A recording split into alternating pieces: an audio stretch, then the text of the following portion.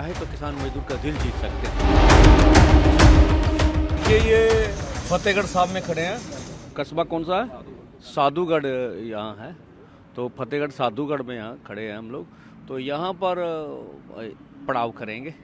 तो यहाँ पर सभी यूनियन जैसे हमारे सब किसान मोर्चा के जो हमारे आगे फनेडी साहब भी आए हैं, लौंगोवाल साहब हैं, राय साहब हमारे यूनियन के सीनियर लीडर्स हैं। तो उन्होंने जायजा लिया जो एसकेएम हमारी जो किसान मजदूर मोर्चा ने बनी हुई है।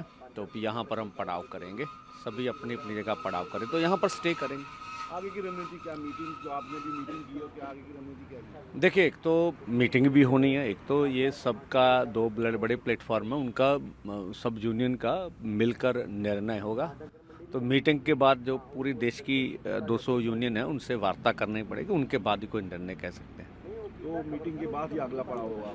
हाँ, देखिए, मीटिंग के बाद ही अगर सरकार कोई जैसे हमने आशा, मैंने बोला भी, अगर स्वयं प्रधानमंत्री जी कोशिश करें तो ये देश के किसान मजदूर से, जैसे 75 सालों से हमें एमएसपी खरीद की गारंटी का कानून नहीं दिया गया, उसके ऊपर बात कर, उसको कोई कैसा करे, कोई नोटिफिकेशन हो, कुछ इस तरह के हो।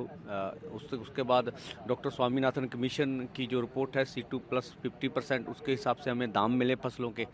हम कहते हैं गन्ने के ऊपर C2 100 का दाम मिले। 1 साल की फसल, अभी पत्रकार पूछ रहे थे क्या है, C2 50 का मतलब जितना हमारा लागत खर्चा उसमें 50% मुनाफा दें। C2 100 मतलब गन्ने की फसल 1 साल की है, उसके 100 बनता। तो ये बातें हैं। किसान मजदूर का कर्ज खत्म करने की सवाल है। लखीमपुर खीरी का इंसाफ, देखिए अभी 1 महीना रह गया।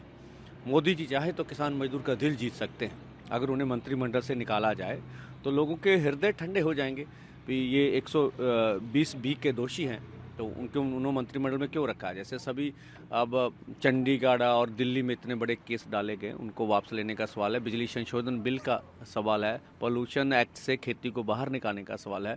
तो किसान, और हमने तो मजदूरों की मांगे भी, नरेगा भी इसमें शामिल किया भी, 200 दिन नरेगा दी जाए, उसकी दिहाड़ी जो है 700 रुपया हो, और जो फसली बीमा योजना सरकार अपने दम पर करे, ठीक है। जो 60 साल का किसान खेत मजदूर है उसको 10,000 प्रति माह रुपए मिलने चाहिए।